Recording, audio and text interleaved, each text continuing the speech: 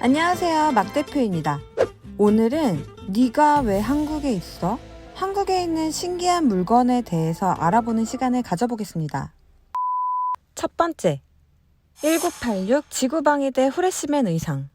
여러분은 특촬물을 알고 계신가요? 제가 알고 있는 특촬물만 해도 후레쉬맨, 가면 라이더, 벡터맨 등 다양한 작품들이 있는 것으로 알고 있습니다. 그 중에서도 가장 유명했던 후레쉬맨의 레드 후레쉬 실제 촬영 의상이 2018년 4월 초 일본 옥션의 경매로 올라오게 됩니다. 그것을 본 성덕들이 치열한 경쟁 끝에 155만 4천엔, 당시 하나 1,600만 원에 낙찰받아 한국으로 들여오는 도중 세관에 문제가 생깁니다. 구매한 금액의 세금을 받는 방식이라 성덕에게 세금만 400만 원을 내라는 통보를 받게 되었고, 성덕은 세계에서 존재하는 유일한 희귀한 물품이기 때문에 수집을 주장해서 면세 요청을 하게 됩니다. 관세 담당자와 100통이 넘는 전화통화를 하고 한 달이 넘도록 옥신각신하게 되면서 이 사건을 대전에 있는 관세평가분류원에 심의를 요청하게 됩니다. 관세평가분류원에서는 전대물의 방송사적 측면과 당시의 방송사를 연구하는 역사적 수집품으로 보아 수집품으로 인정된다라는 통보를 받게 되고, 대한민국 최초의 사례이자 전대물 물품이 법으로 수집되는 최초의 사례가 기록되어 관세 400만 원도 면세 혜택을 받게 됩니다. 두 번째, 나폴레옹 모자. 2014년 11월 퐁텐블로의 오세나 경매소에서는 모나코 왕실에서 소장해오다 경매에 내놓은 나폴레옹의 모자가 188만 4천 유로에 한국인 수집가에게 낙찰됐다고 밝혔습니다. 이때 낙찰된 나폴레옹의 검은색 펠트 모자는 나폴레옹이 지휘하던 부대의 수의사에게 선물한 것으로 오랜 세월이 지났지만 실제로 사용한 사람이 없어 그다지 낡지 않은 상태였다고 해요. 이때 낙찰가가 모자 경매 가격으로는 역대 최고라고 밝혔으며, 나폴레옹의 모자 120개 중에 현재 남아있는 모자는 19개 뿐이며 이 가운데 2개만 민간인이 소장하고 있다고 합니다. 후에 밝혀진 바로는 이 모자를 구매한 사람은 김홍국 하림 회장이라고 합니다. 이 모자를 구매한 이유도 밝혔는데요. 나폴레옹의 도전 정신을 본받기 위해 이 모자를 구입했다고 합니다. 세 번째, 은나라 홍도관. 은나라 은상이라고 불리우며 한때 전설상의 국가로 인식되었으나 유적과 갑골문자 기록의 발견으로 실존했던 중국 최초의 국가로 알려져 있습니다. 1899년 중국 대륙은 은어 유적지에서 발견된 갑골문 이후 대부분은 기갑수골 위에 새겨진 것이고, 대부분 모두 파손된 불완전한 것이며 도기상에 새겨진 갑골문은 드물 뿐 아니라 완정에 가까운 것으로 보기 어렵다고 합니다. 그런데 거의 완벽에 가까운 홍도관이 한국에 있다고 합니다. 한국인 골동품 수집가인 안 선생은 중국 대륙에 자주 다닌 사람으로 윤현성 부신시 외곽에서 현재 골동상으로부터 물건을 구입했는데요. 그 중에 홍도관이 포함되어 있었고, 본인 거주지에서 보관해 두었다가 2005년 7월 한국인 골동품 수장가인 석 선생에게 팔았고, 8월 18일 여행용 가방에 넣어 북경공항에서 한국으로 들여오고, 8월 말 김 선생에게 팔았고, 김 선생은 현재 소장자인 조 선생에게 소유권을 양도했습니다. 모두 홍도관상에 새겨진 것을 꽃무늬가 수려하고 독특하다라고만 생각했고, 특별히 중요시하게 생각하지 않고 일반 가정에서 진열해 놓고 어린아들의 장난감을 넣는 용도로 사용하다가 2005년 12월 24일 홍도관을 보고 문득 위에 꽃무늬가 중국 고문자와 닮았다고 생각했다고 합니다. 그 이후 옥스포드 감정공사에서 요원들을 한국으로 파견시켜 시료를 채취하였고, 검측 결과는 1700년에서 2700년 전이라고 밝혔다고 합니다. 하지만 뜨거운 햇빛을 받고 뜨거운 물로 세척하는 등 과정을 겪어 시기가 정확하지는 않다고 합니다. 하지만 은상의 고물이라는 점에 대해서는 모두의 의심을 없게 만들었습니다. 네 번째, 김일성이 타던 차.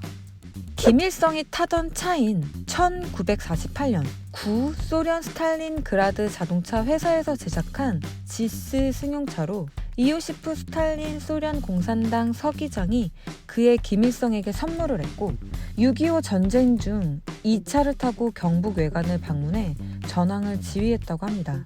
그러다가 인천 상륙 작전으로 전세가 역전이 되었고 영변 인근의 청천강에 이르러 차로 건널 수 없자 차를 버리고 갔고 육사단 이연대 수색대가 평북 영변군 신흥동 강가에서 노획하여 이승만 대통령에게 전달되었습니다.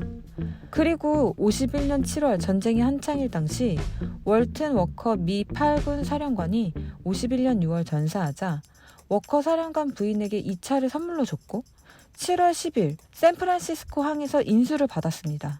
하지만 고향에서 승용차를 몰다 고장이 난 뒤 러시아 부품을 구하기 어려워서 미국 자동차로 바꾸었고 자동차 수집가에게 차를 넘겼다고 합니다. 그 사실을 1969년부터 알고 있었던 지갑종 유엔 참전국 협회장은 미국에 20차례 드나들며 수집장을 설득했고 차값은 7만 5천 달러, 세금은 2배를 내라고 제시하여 살고 있는 집을 팔려고도 했습니다. 다행히 당시 대우그룹 김우중 회장의 지원으로 차를 살 수 있었고 한국영사관에서 한국 재반 입차란 증명을 해줘 세금을 내지 않고 들어왔다고 합니다. 이후 지갑종 회장은 국가에서 관리에 많은 사람들이 봤으면 한다며 전쟁 기념관에 기증했다고 합니다. 5번째, 고대 그리스 청동 투구. 올림픽 마라톤 우승자에게 그리스가 유물을 주는 관행은 제2회 파리 올림픽부터 시작되었다고 합니다. 기원전 490년 아테네 마라톤 평원에서 벌어진 페르시아와의 전쟁에서 그리스가 승리한 후 그 소식을 알리기 위해 약 40km를 달려온 병사 페이디피데스를 기리기 위한 것이라고 합니다.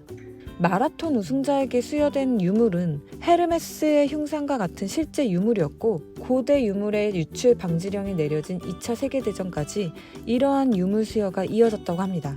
베를린 올림픽 당시 그리스의 브라디니 신문사가 투구를 마라톤 우승자에게 선물로 내놨지만 국제올림픽위원회에서는 아마추어 선수에게는 메달 이외에는 어떠한 선물도 공식으로 수여할 수 없다는 규정을 근거로 손기정 선수에게 투구를 수여하지 않았고 당시 일본은 식민지 출신 선수의 권리를 대변할 의지가 없기에 이러한 사실은 역사 속에 묻혀졌지만 40년이 흐른 1975년 손기정 선수는 한 신문사 기자와 자료를 정리하는 과정에서 자신이 받아야 할 부상으로 그리스 투구가 있다는 사실을 말하게 되었고 수소문 끝에 베를린 샤로텐부르크 박물관에 투구가 전시되어 있다는 사실을 확인하고 반환을 추진하게 됩니다. 투구를 받기 위한 노력은 10년 동안 이어졌으며 1986년 베를린 올림픽 50주년을 기념해 투구를 손기정 선수에게 헌정하기로 하면서 반환받게 되었습니다. 손기정 선수는 이 투구가 개인의 소유일 순 없다라며 국가에 헌납해 모든 국민들이 볼 수 있도록 할 계획이라고 밝혔습니다. 그는 자신이 세계 신기록으로 우승을 하고도 일본 국기를 달고 기태의 손으로 출전했던 뼈아픈 서러움이 50년이 지난 오늘 풀렸다면서 아주 기뻐했다고 합니다. 50년 만에 돌아온 그리스 투구는 비록 외국 유물이기는 하지만 2600년 전에 만들어진 것이고 일제강점기의 암울한 시기에 우리 민족의 긍지를 높여준 베를린 올림픽 마라톤 우승자의 부상품이라는 역사적 가치를 높게 평가해 서구 유물 처음으로 보물 제904호로 지정하였습니다. 이 투구는 현재 국립중앙박물관에 소장되어 있다고 합니다. 네가 왜 한국에 있어? 라는 생각을 해보니 다들 사연이 없는 물품이 없네요. 특히 손기정 선수의 청동 투구는 가슴 한편이 아려옵니다.